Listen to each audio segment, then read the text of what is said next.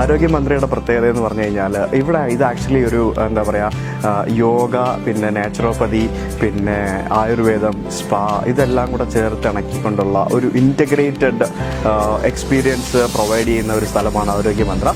എന്തൊക്കെയാണ് ഇവിടുത്തെ സ്പെഷ്യാലിറ്റീസ് എന്ന് നമുക്ക് നോക്കാം.